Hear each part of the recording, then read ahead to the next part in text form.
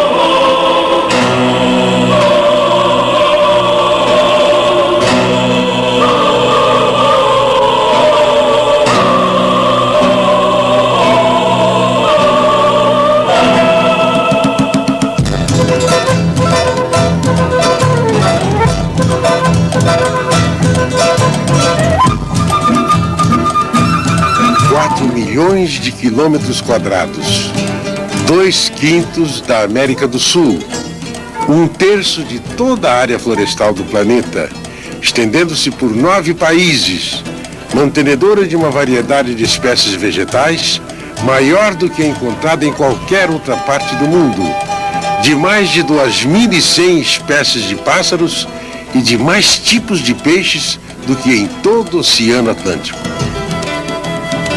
Amazônia, um complexo de vida, produção e reprodução, imutável e intacta há mais de 100 milhões de anos.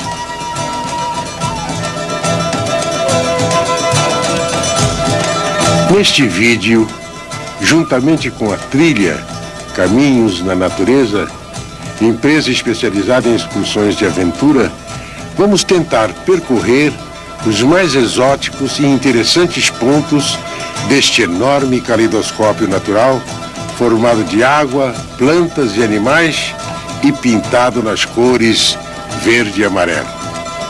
E convidamos você a participar conosco desta aventura.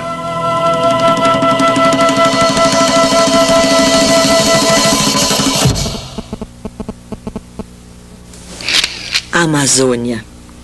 A própria palavra já desperta possibilidades maravilhosas e incertezas profundas.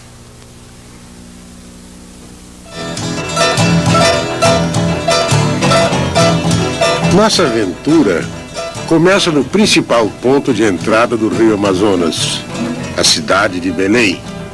Seu nome completo, embora poucos saibam, é Nossa Senhora de Belém, visitada por exploradores da Amazônia de todos os tipos desde 1616, quando foi fundada pelos portugueses, que a transformaram em sua base para a conquista da região.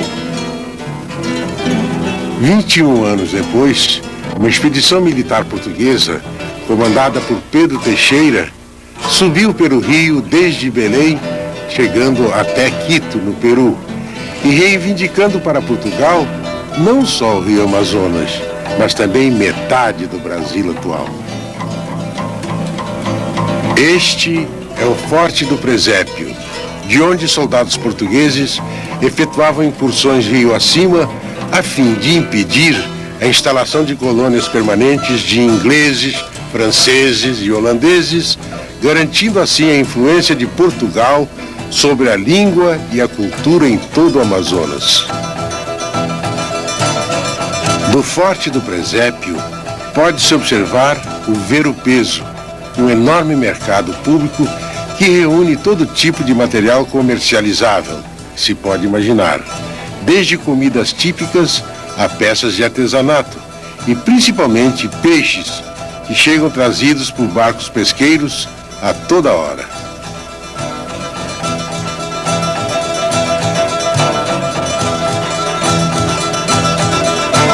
Belém possui hoje 1 milhão de habitantes e é a capital do Pará. Um estado brasileiro maior que Portugal, França, Inglaterra, Itália, Bélgica e Holanda juntos.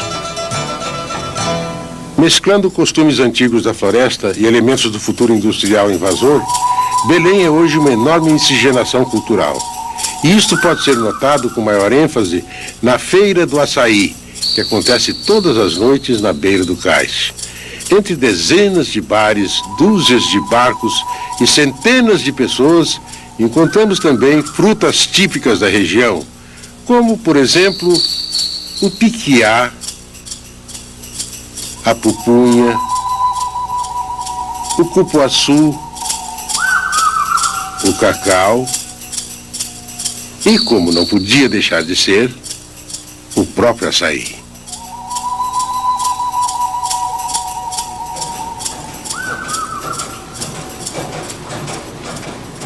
Antes do sol nascer, partimos para nossa primeira jornada na Amazônia.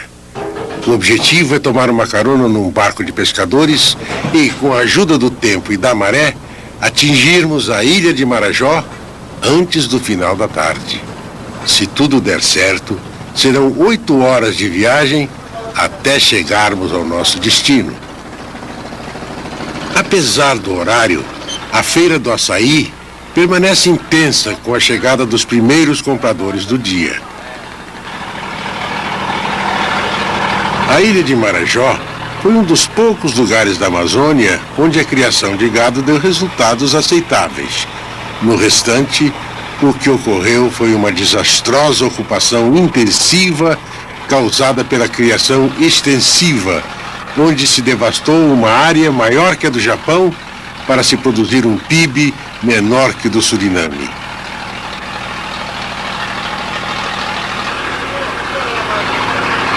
Lentamente, Belém vai ficando para trás à medida em que avançamos pelo estuário do Amazonas e começam a aparecer várias ilhas nos arredores. A maior delas, e também a mais distante, é a ilha de Marajó. Estamos próximos da desembocadura do rio Amazonas no Oceano Atlântico.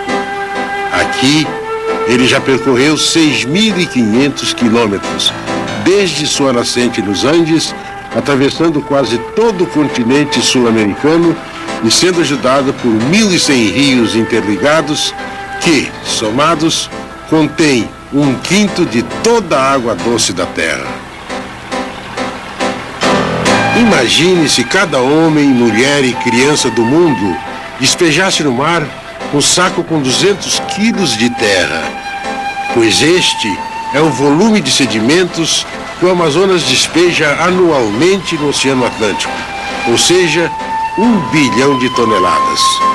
São tantas partículas em suspensão que equivaleria à carga transportada por 9.000 trens por dia durante 1 ano e cada locomotiva puxando 30 vagões de 10 toneladas. O volume de água que o Amazonas despeja no mar é de 190 mil metros cúbicos por segundo.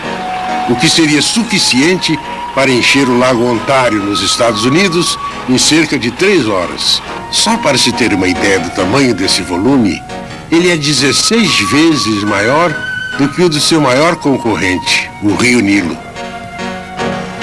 Aproximamo-nos agora da maior cidade da ilha de Marajó. Soure fica instalada no interior de uma enseada e a maioria dos turistas que visitam a ilha desembarcam aqui. Entre peculiaridades e costumes locais, encontramos em Soure exemplos típicos da vida marajoara. Até mesmo seus aspectos culturais chegam a ser interessantes e curiosos.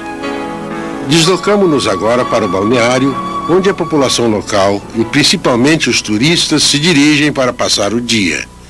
Localizada a 11 quilômetros de Soure e com saída para o mar aberto, a Praia de Pesqueiros proporciona aos amantes do forró e da lambada diversão garantida, permitindo ainda unir todos estes aspectos com a natureza viva presente no local.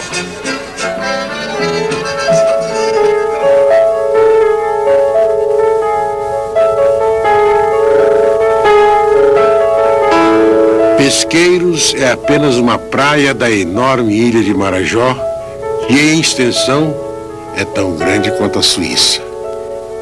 No meio de um ecossistema tão grande e variado, onde as pequenas Vitórias Régias dão a última pincelada num enorme quadro natural, destaca-se também a pecuária.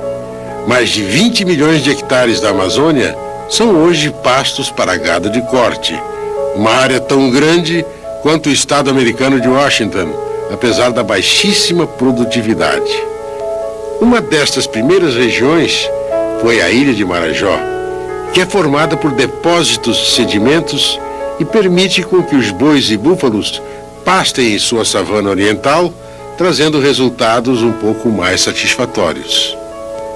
Quando realizávamos as filmagens desse pasto de búfalos, notamos no meio do pequeno pântano um volumoso bando de guarás e colhereiros, enormes pássaros brancos e vermelhos, típicos da região amazônica, e decidimos nos aproximar na tentativa de gravar melhores cenas.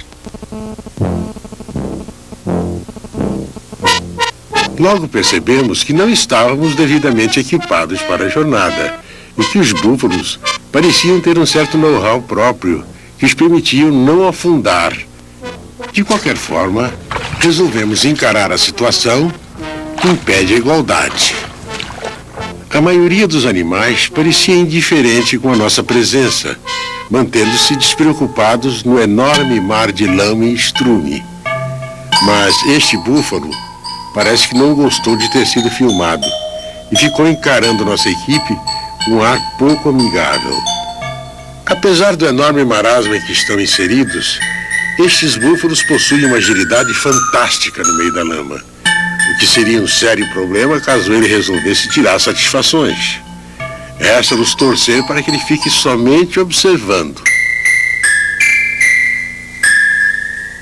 Quase chegando ao ponto onde estavam os pássaros, eles resolvem sair em revoada, todos de uma vez só, proporcionando um dos maiores espetáculos deste enorme paraíso natural, que acaba passando diariamente despercebido nas extremidades da região amazônica.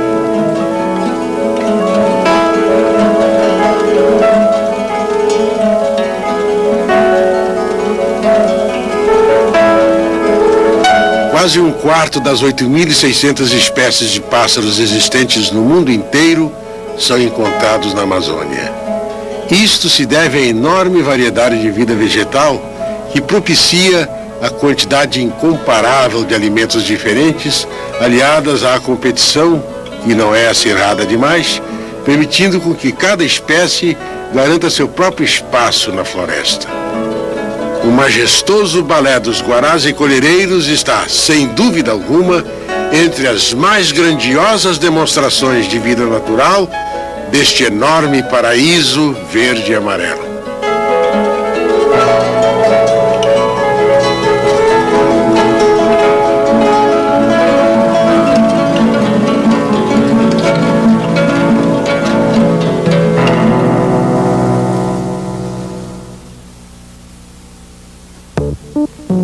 A história do canarinho. Era uma vez um canarinho muito bonitinho, de lindas penas verdes e amarelas, que morava num ninho bem no alto de uma árvore. E junto com o canarinho morava também a sua mãe. Mas, por razões que ninguém entendia, ela nunca ligava para o canarinho. Ele queria ser cuidado com carinho, com atenção, com amor. Mas a mãe do canarinho simplesmente o ignorava, como se ele não existisse e nada importasse. Parecia incrível que mamãe canarinho não conseguisse perceber que ele podia crescer, se desenvolver e transformar-se num trabalhador produtivo, colaborando assim para o crescimento da floresta. Mesmo quando ela saía para caçar minhoquinhas em regiões mais ricas, dividia-as sempre com seus outros amigos da floresta, sobrando apenas pequenos restos para o pobre canarinho. Certo dia, quando mamãe canário havia saído para mais uma de suas empreitadas e, como de costume, não estava prestando atenção no seu filhinho, aproximou-se do ninho uma enorme e formosa águia, que se apresentou ao pequeno canarinho como grande amiga. A pequena criatura, que não costumava receber atenção séria de ninguém, de repente viu na águia um aliado que oferecia ajuda e carinho para um ser há muito esquecido. Acreditando nas promessas e boas intenções que a águia apresentava, o canarinho se abriu para a nova amiga, mostrando a ela seus adjetivos e potencialidades. Mais tarde naquele dia, quando mamãe canário retornou à árvore, encontrou somente um ninho vazio. E nunca mais viu seu pobre canarinho.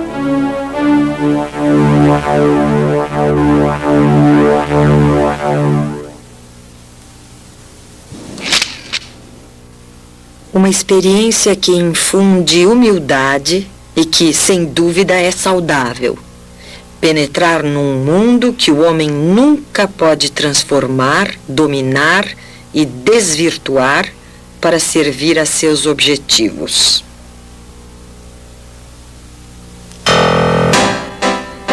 Em 1541, o espanhol Francisco de Orellana descobriu o rio Amazonas. No século XIX, com o surto da borracha, deu-se a mais famosa invasão amazônica. E Manaus foi, desde sempre, a capital extraoficial desta região de 4 milhões de quilômetros quadrados. A situação atual da cidade pouco nos lembra a opulência e a ambição pela qual passou no início do século, quando então era considerada uma das mais ricas do mundo, graças ao surto da borracha. Tudo começou quando o cientista francês Charles-Marie de La Condamine, viajando pela Amazônia em 1743, descobriu um curioso fluido elástico escorrendo de muitas árvores e levou as amostras para Paris. Embora considerado mera curiosidade, esse látex adquiriu enorme importância com a invenção do automóvel, quando o mundo exterior abateu-se sobre a Amazônia, a única fonte de borracha, e concentrando em Manaus suas operações. Assim, o entreposto comercial, outrora sonolento no meio da selva, transformou-se numa cidade rica ao estilo europeu, com seus barões da borracha e tudo mais. Seu colapso, no entanto, foi mais rápido que sua prosperidade. Com o contrabando de sementes da Hevea brasiliensis, nome científico da seringueira, para Malásia, Java, Ceilão e Sumatra, onde eram plantadas em fileiras ordenadas, a produtividade da área começou a ser superada por essas regiões. Por volta de 1915, a maioria dos grandes barões da borracha já havia desaparecido. Em 28 de fevereiro de 1967, o governo federal tentou incentivar o crescimento econômico e urbano da cidade com a criação da Zona Franca de Manaus, com duração estipulada até 1987. Neste ano, o presidente da República prorrogou este prazo para mais 10 anos e a Constituinte para mais 25. Manaus é hoje uma cidade com mais de 800 mil habitantes, passando por uma curiosa síndrome de megalomania, em pleno coração da maior área verde do mundo. O quartel-general de nossa equipe em Manaus é o INPA, Instituto Nacional de Pesquisas da Amazônia, onde se encontra a maior fonte de dados sobre a floresta. No meio de milhares de livros e centenas de pesquisadores especializados, vamos tomando as informações necessárias para a realização de nossas filmagens. Nossa primeira aventura em Manaus inicia-se pelo Rio Amazonas, onde visitaremos uma aldeia de nativos da região.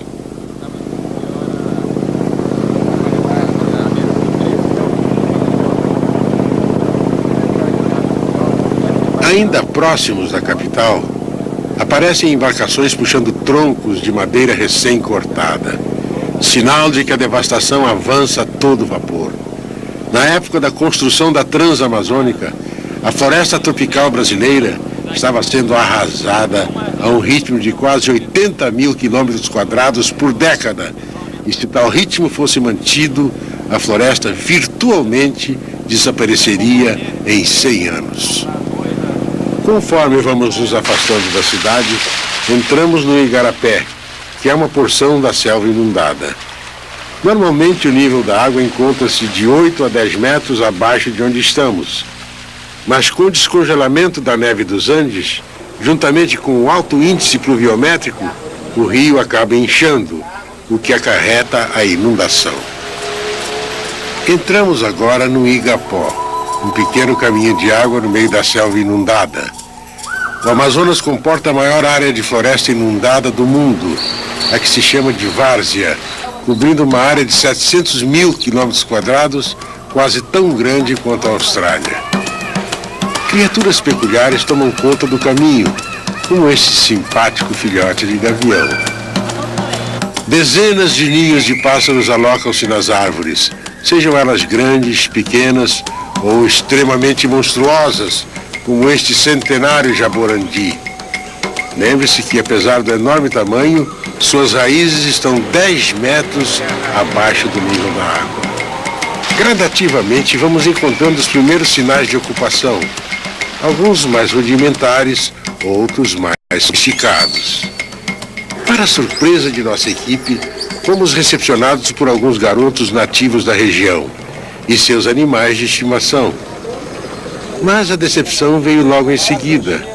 A recepção não era para nós, mas sim para um grupo de turistas estrangeiros que trocavam alguns centavos por medíocres apresentações de vida natural.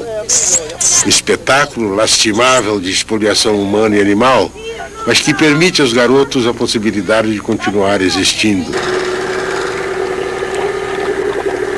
A chegada à aldeia é típica da região. Um corredor com roupa secando indica o caminho a seguir. As casas são simples, assim como seus habitantes e animais. Tudo é adaptado às normas e condições do local, do mesmo jeito que toda forma de vida da Amazônia. Elas são construídas bem acima do solo, para se livrarem das águas nas enchentes. Os animais do local proporcionam um espetáculo à parte.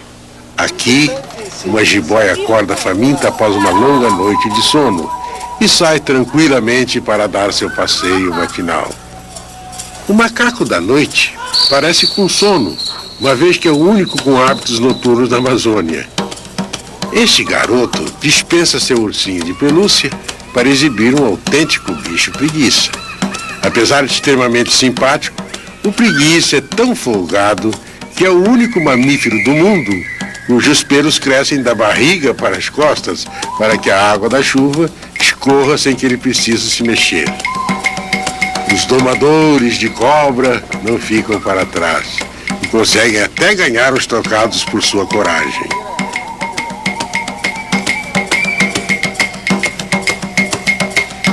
Nessas pequenas aldeias colonizadas, próximas de Manaus, vale tudo para se ganhar alguns trocados. Até mesmo vender penas de galinhas pintadas a guache como se fossem autênticos cocares indígenas. Nas extremidades deste pequeno povoado, um majestoso lago com centenas de vitórias régias. Afora sua delicada beleza e singular formação, as vitórias régias são tão fortes que conseguem sustentar uma criança deitada em cima de sua copa.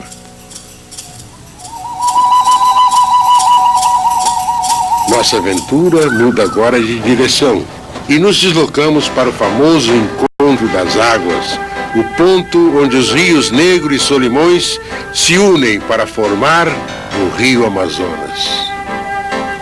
O interessante é que as águas dos rios não se misturam, permanecendo paralelas e heterogêneas por mais de 80 quilômetros após o seu encontro. Para que tenhamos uma perfeita visualização desse grande espetáculo da natureza, tentaremos escalar uma colina localizada à beira do rio e que permitirá uma vista aérea do encontro das águas.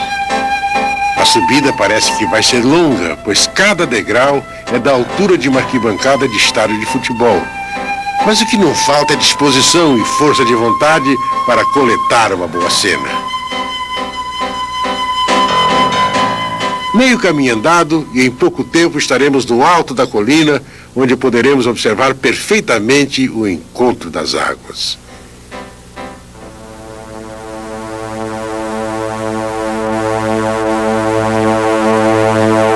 E lá está ele, praticamente 150 metros de altura, o ponto de início do Rio Amazonas.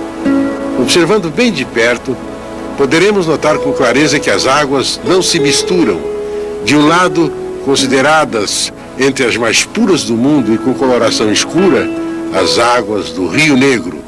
Do outro, as águas brancas e ricas em suspensão do Rio Solimões. Observe como as águas têm coloração extremamente diferentes. Do alto, podemos observar de onde vem o Rio Negro e como se dá o seu encontro com os Solimões, formando então o Rio Amazonas. É incrível que somente após 80 quilômetros dessa confluência, as águas brancas e mais volumosas do Rio Solimões começam a dominar as águas escuras do Rio Negro. Do encontro destes dois monstros de água, o surgimento de um gigante que irá cortar todo o continente sul-americano até desaguar 6.500 quilômetros à frente no Oceano Atlântico, o Rio Amazonas. De volta a Manaus, a noite quente e estrelada da região equatorial deita-se sobre a capital do Amazonas. E novas aventuras nos aguardam, pois a noite na floresta é tão viva quanto o dia.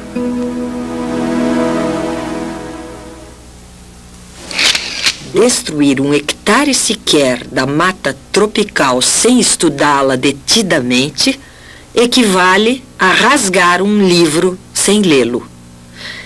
Destruir a floresta toda equivale a queimar toda uma biblioteca.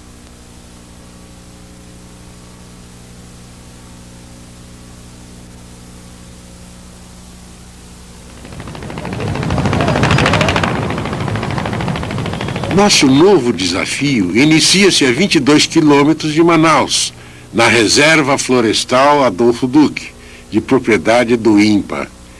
O primeiro objetivo é alcançar o centro administrativo da reserva em plena madrugada amazônica. Serão 4 quilômetros de trilha, desde o ponto de luz mais próximo até o centro da reserva. Uma vez alcançado o nosso destino, procuramos alguém que pudesse nos dar informações sobre uma torre de 50 metros de altura construída no meio da selva e que permite uma visão panorâmica da floresta por cima da copa das árvores. O único problema é que a maioria das pessoas costuma dormir durante a noite, de forma que não encontramos ninguém para nos dar as informações.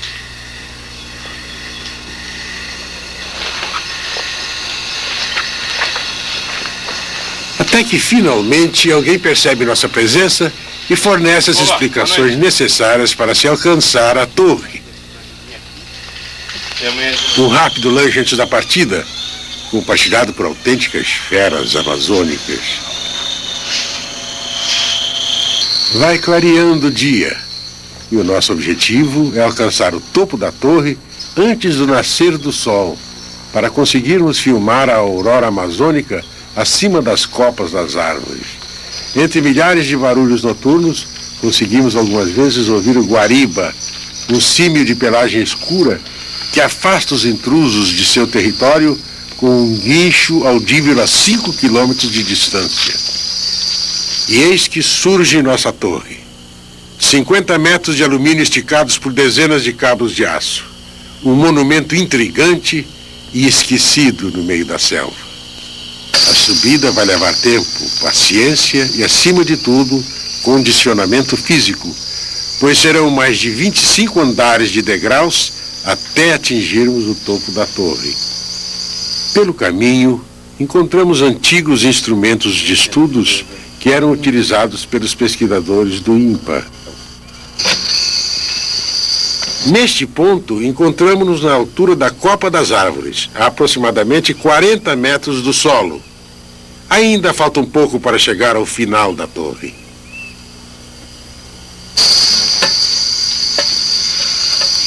E até que, finalmente, chegamos no ponto mais alto, no momento em que o dia começa a clarear. Uma possibilidade única de se observar a selva de um ponto de vista que somente os pássaros possuem. Desta altura, só conseguimos observar as copas das árvores mais altas, com aproximadamente 40 metros de altura, em forma de guarda-chuva e bem espaçadas entre si. Apesar disso, a selva apresenta-se como um enorme mar de ondas verdes a se perder no infinito. Em apenas 4 quilômetros quadrados de floresta tropical, talvez se encontrem 60 espécies de árvores de aspecto semelhante, num contraste com as matas temperadas da Europa, onde se encontraria 3, 4 ou até menos espécies. A floresta é uma estufa, um mundo sem inverno, onde os processos vitais se realizam mais depressa do que em climas frios. Portanto, a vegetação reproduz-se constantemente, não havendo estação em que as plantas não consigam germinar, crescer, florescer e dar frutos. Apesar dessa enorme quantidade de árvores, a Amazônia não é o pulmão do mundo, como se costuma indevidamente classificá-la, pois não produz oxigênio utilizável pelo resto do planeta. Suas árvores já estão maduras e só florestas jovens geram oxigênio. Na realidade, os fitoplânctons, organismos vegetais microscópicos que habitam as superfícies dos oceanos, são os verdadeiros responsáveis pela produção de mais de 90% do oxigênio do planeta. Assim, o Paraná, com suas florestas jovens de pinheiros e eucaliptos, produz sozinho mais oxigênio que a Amazônia. Ismael resolve medir fisicamente a altura da torre e, para isso, solta de cima dela um pequeno fruto, cronometrando seu tempo de queda. Com certeza, voar é mesmo para os pássaros. Debaixo deste enorme tapete verde, um mundo vegetal que abriga o maior estoque genético do planeta espera para ser descoberto. A verdadeira riqueza da selva é justamente essa diversidade genética. Para se ter uma ideia, sobre o espaço ocupado pela bota de um homem que pisa na floresta, chegam a existir cerca de 1.500 espécies diferentes de animais e vegetais.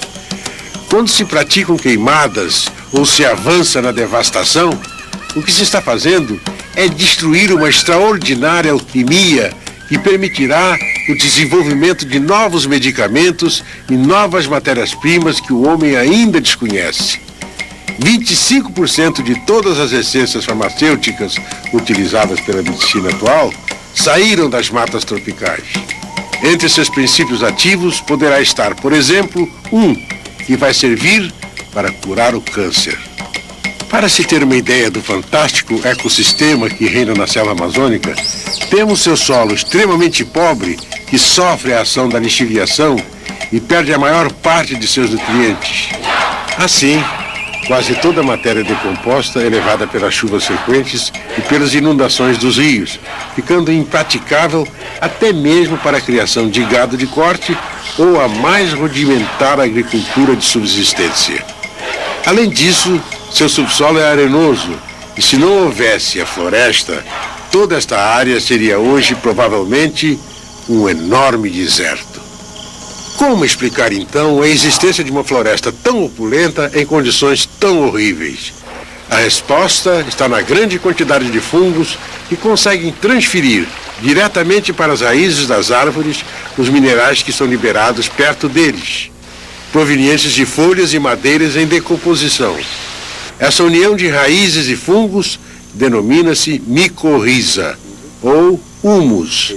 Embaixo desse humus só existe areia. Um desses fungos que desempenha papel vital no ecossistema da floresta são os cogumelos. Eles conseguem converter rapidamente materiais em decomposição em nutrientes, especialmente nitrogênio e fósforo, que podem ser absorvidos pelas raízes das plantas, tornando possível uma vegetação exuberante no mundo de solo pobre. No meio da trilha, encontramos curiosas casinhas de vespa, construídas em sentido vertical. O número de insetos encontrados na Amazônia é tão imenso que em apenas uma árvore pode-se encontrar 43 espécies diferentes de formiga, que é exatamente o total de espécies desses insetos em todas as ilhas britânicas.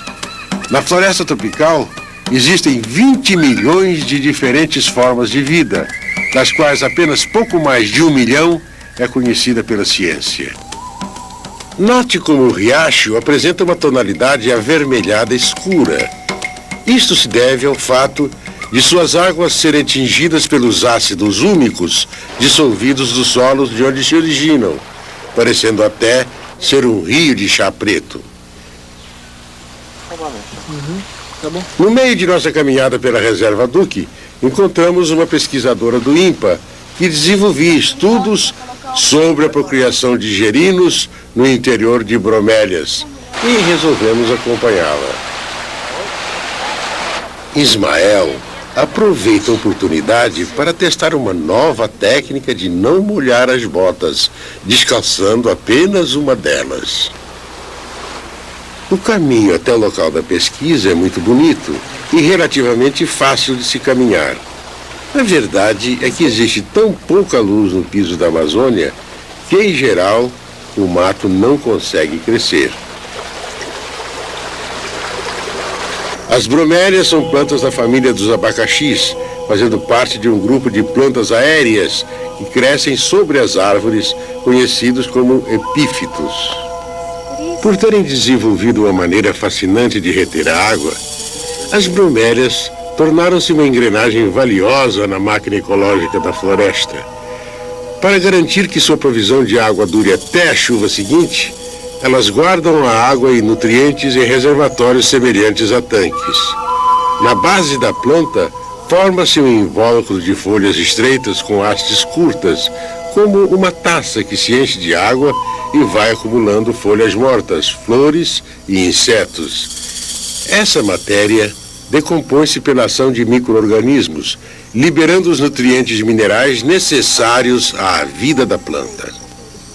Como não existem águas paradas na Amazônia, as rãs aproveitam-se dos tanques de água das bromélias para lá botarem seus ovos, até que se transformem em girinos. A pesquisadora toma todos os cuidados necessários para que as condições ideais para sua pesquisa sejam alcançados e, assim, mostre resultados positivos. De acordo com os cientistas, 90% do ecossistema da floresta amazônica ainda mantém-se intocado, constituindo-se no sistema ecológico estabilizado com capacidade de autossustentação. No entanto, quando esse equilíbrio é rompido para se transformar toras de madeiras em sofás ou cadeiras, torna-se difícil o homem conseguir fazer qualquer coisa para corrigir os danos.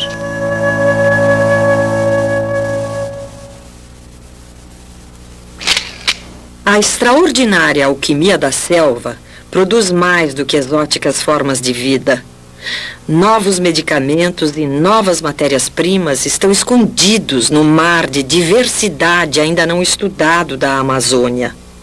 Seria uma trágica miopia se erradicássemos estas maravilhas antes de sequer as conhecermos.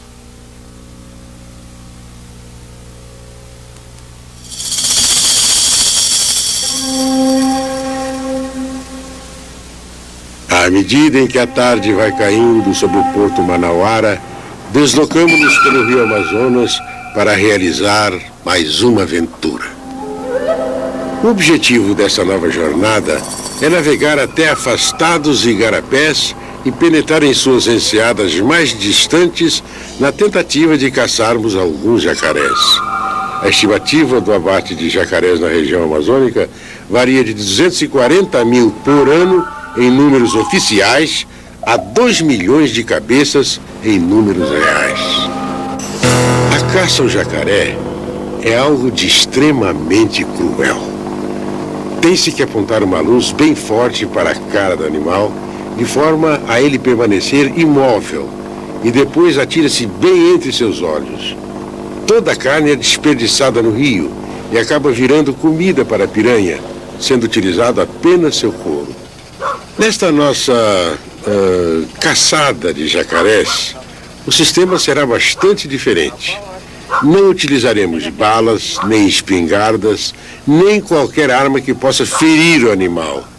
A única coisa utilizada serão as mãos do caçador, que num ato de coragem e aventura vai brincar de rodeio com os jacarés de verdade.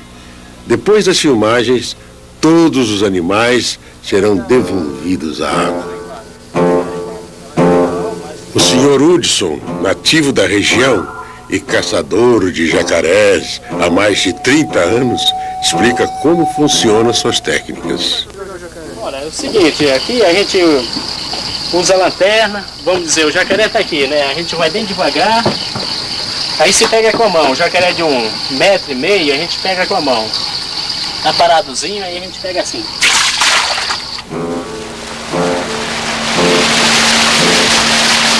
Começa então a aventura. No meio dos igarapés, tudo é escuro. E a única forma de se detectar os jacarés são seus olhinhos vermelhos que brilham no meio da vegetação quando o facho das lanternas passam por eles.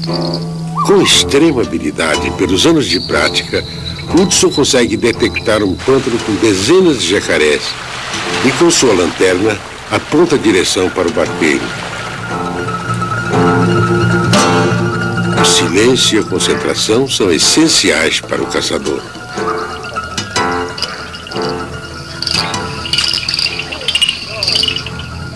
Mas desta vez, o jacaré levou melhor e acabou escapando. Um pouco mais de paciência e lá está outro jacaré. O caçador aproxima-se com cuidado e as luzes são apagadas para não espantar o animal. E eis que surge o primeiro jacaré caçado à mão, pequeno ainda, com apenas 2 anos de idade e louco para dar uma dentada no primeiro que se engraçar com ele. Esse é o jacaré tinga. Esse tinga aqui, ele cria até 2 metros. Como não conseguiu pegar ninguém, o jacaré tinga resolve tirar satisfações com a boia salva-vidas do barco. Olha. Não, aí não tá. Esquece que puxa lá. Olha, isso aqui é a lembrana. Quando ele mergulha, a lembrana fecha para proteger a vista dele, olha. Olha só. Incomodado por ter sido tirado de suas águas, o jacaré tinga abocanha qualquer coisa que se colocar em sua frente. Se fosse uma bola, viu? Tá ótimo. Se fosse uma mão, ele tava seguro. Peraí que eu vou tentar tirar Continuando sua busca, Hudson procura agora um jacaré maior.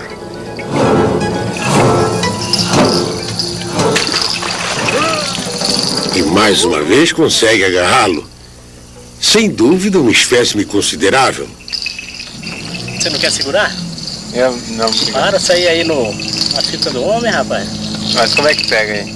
Pode segurar de onde eu tô segurando, aqui na... Aê! E até Ismael acaba entrando na brincadeira. Também pega, já Pode segurar na cauda.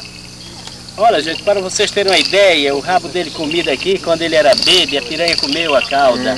O urso explica que quando jovem, a cauda desse jacaré foi mordida por uma piranha, o que causa sua aparência irregular e disforme. Sim, vamos lá. Esse é o jacaré ting, é o pior jacaré que tem, é manhoso. O que quer dizer manhoso? Manhoso, ele fica quietinho, se der sopa ele lhe morde. Ah, ele tá quietinho. Tá quietinho. Esperando não dar Não sopa. dá sopa, senão... É, olha aí, olha só. Ai, Ó, ai. viu? Apesar da brincadeira e do clima de aventura barata, é importante lembrar sempre que os animais ocupam fração importantíssima na sobrevivência e manutenção do ecossistema amazônico.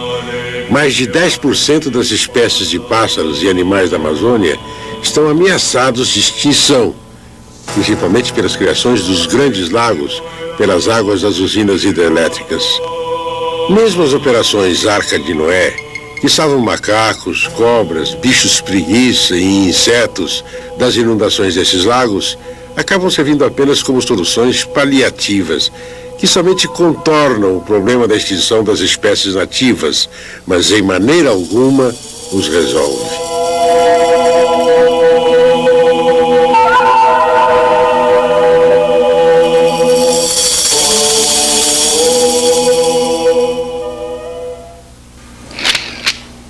A Amazônia é o único lugar do mundo do qual o homem ainda não se apoderou.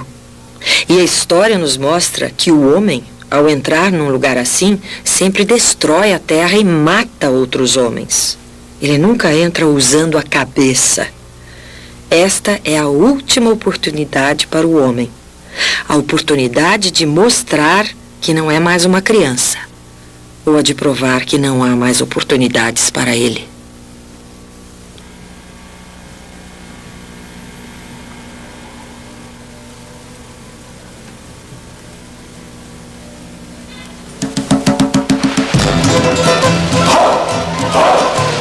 Partimos agora para a última etapa de nossa aventura na Amazônia. E, sem dúvida, a mais bonita. Subindo mais de 100 quilômetros a partir de Manaus e cortando o Rio Negro contra a correnteza, tentaremos alcançar as Anavilhanas, o maior arquipélago fluvial do mundo. São dezenas de ilhotas que povoam o Rio Negro em seu ponto mais largo, formando um enorme labirinto de igarapés e pequenos igapós, possíveis de se alcançar com segurança apenas com a ajuda de um mapa cartografado por satélite.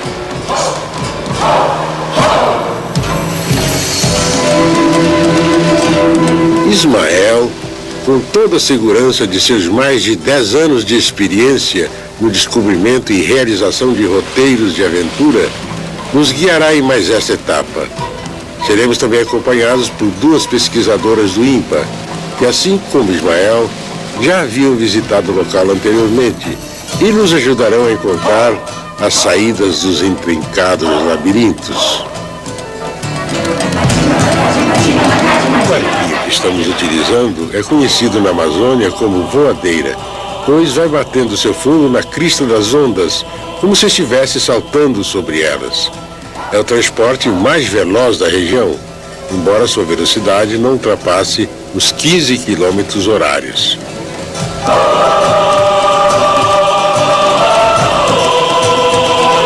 Quase 4 vezes maior que o Mississippi, o Rio Negro e seus afluentes descem das encostas meridionais do maciço guiano e contém algumas das águas mais puras do mundo.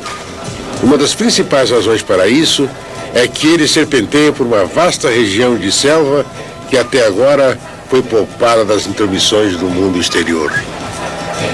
O Rio Negro praticamente não contém materiais em suspensão, pois os solos do Planalto das Guianas sofreram tantos milênios de lixiviação pela chuva que quase nada mais resta para escoar pelo rio, exceto o humus, que lhe dá a cor escura.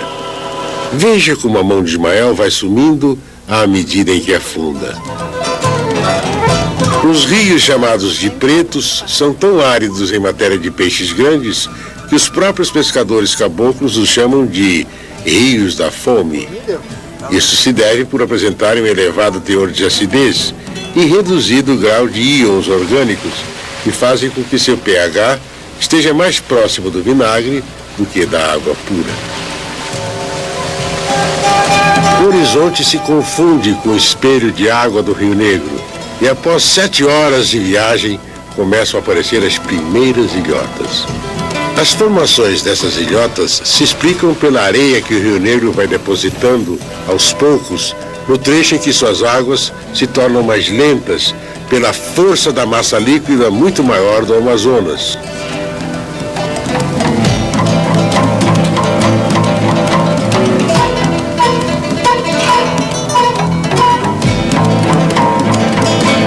As primeiras aves nos dão as boas-vindas à estação ecológica das Anavilhanas.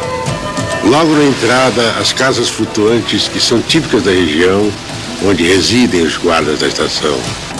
Estes guardas são os próprios nativos da região, de origem indígena, e que sabem explorar os recursos e potencialidades do ecossistema amazônico, sem contudo feri-lo. Este enorme tucunaré, por exemplo, vai servir de almoço para vários dias. Com toda a boa vontade do povo nativo, eles nos explicam e orientam sobre os melhores locais para as filmagens.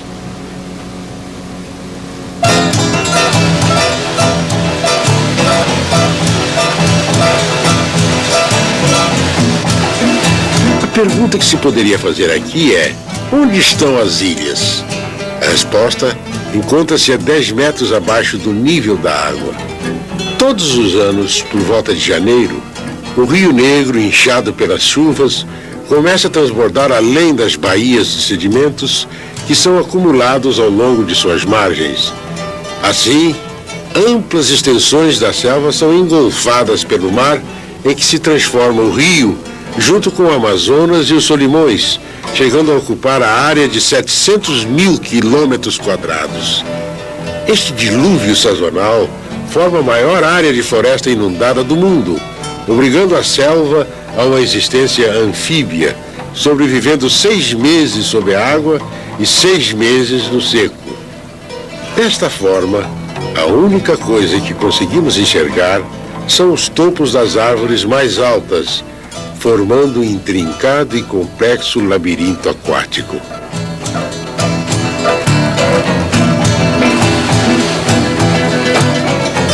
Neste ponto, resolvemos penetrar no igapó mais fechado, de forma a explorar a região e descobrir aonde ele leva.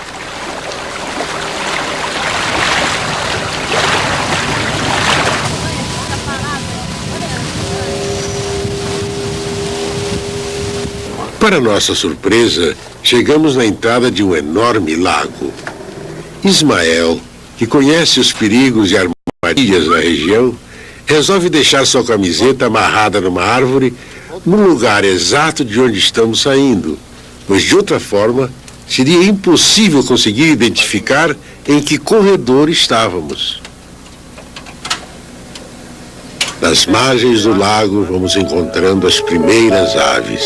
E embora a maioria delas viva no alto das árvores, existem espécies que permanecem à beira dos rios, sobrevivendo com o que lá encontram. As garças são um exemplo típico, explorando águas rasas e apanhando peixes próximos da superfície com seus bicos pontiagudos.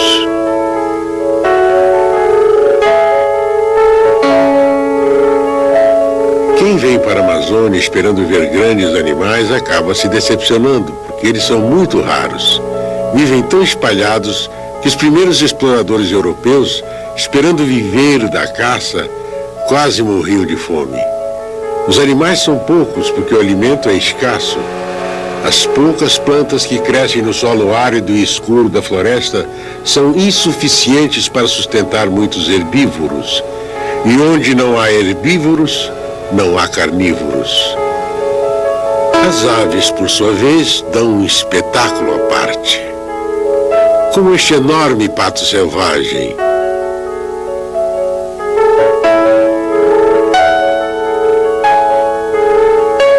casal de socós grande.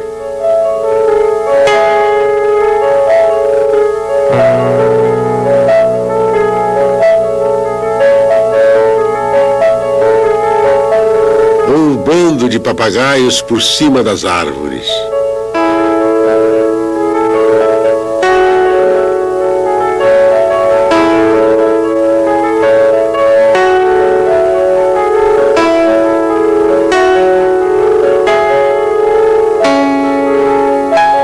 Numa parte mais afastada do lago, encontramos uma raríssima espécie de orquídea silvestre. Embora existam mais de 15 mil espécies no mundo inteiro, elas estão desaparecendo rapidamente pela ação da coleta intensiva. Só um fanático colecionador da Colômbia mandou derrubar 4.000 árvores para conseguir 10.000 exemplares da belíssima Odontoglossum crispum, sem perceber que destruía assim a fonte potencial de mais orquídeas.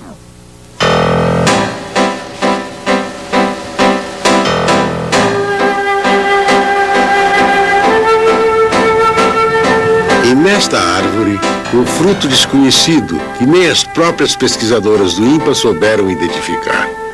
Mais uma prova de que a selva guarda vastíssimos tesouros que o homem ainda desconhece.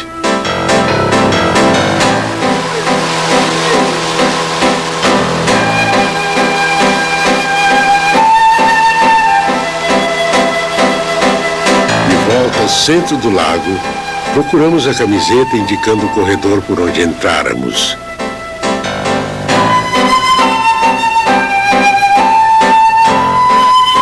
E lá está ela, quase fora de vista, um pequeno ponto amarelo na imensidão verde da floresta, como se fosse uma luz guia apontando o caminho certo da trilha. Vamos agora voltar por aqui, que a gente tem certeza?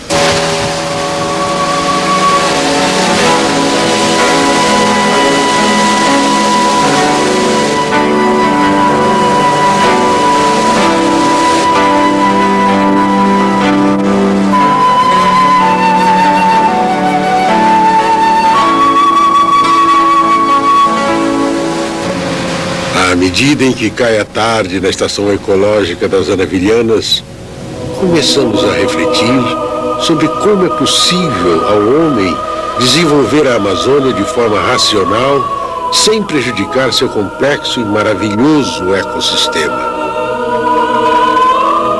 Se quase 90% da floresta densa assenta-se em solos improdutíveis, se as inundações fazem com que 176 milhões de hectares se tornem inaproveitáveis. Se para cada tonelada de bauxita explorada é necessário poluir com argila 1.000 litros de água límpida dos igarapés. Se para produzir um único megawatt de energia elétrica é preciso colocar 10.000 árvores debaixo da água.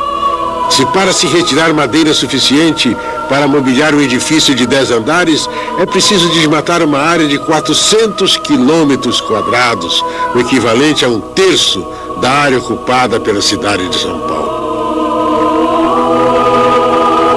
Quem sabe a solução não seria vender a Amazônia, como sugerem os americanos e os povos estrangeiros, ou simplesmente trocar a dívida externa brasileira pela preservação da floresta. Afinal de contas, o que são 120 bilhões de dólares? A verdade é que a Amazônia tem valor, mas não tem preço. Se fossem bem administrados, seus recursos seriam suficientes não só para pagar a dívida externa brasileira, mas também o déficit público americano, que é de mais de $1 trilhão.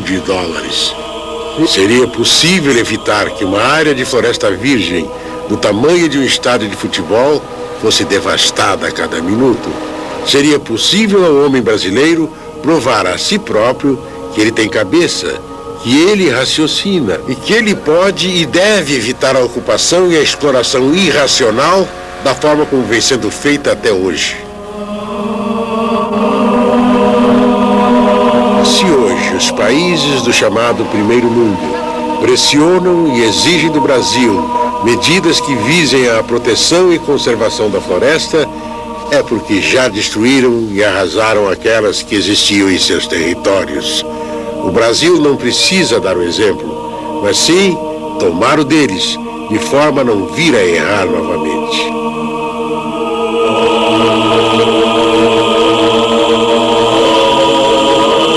A Amazônia é enorme. A Amazônia é vida, que produz e se reproduz a cada minuto, a cada fração de segundo. Apesar de constante e imutável há 100 milhões de anos, está sempre em movimento. Em cada rastro na areia, em cada gota de seiva, em cada batida de asas. Repousando embaixo das copas de 4 milhões de quilômetros quadrados de árvores, pode estar o futuro do homem e seu planeta. Resta saber se este homem permitirá a continuidade da existência desta vida, mesmo sabendo que dela depende a sua.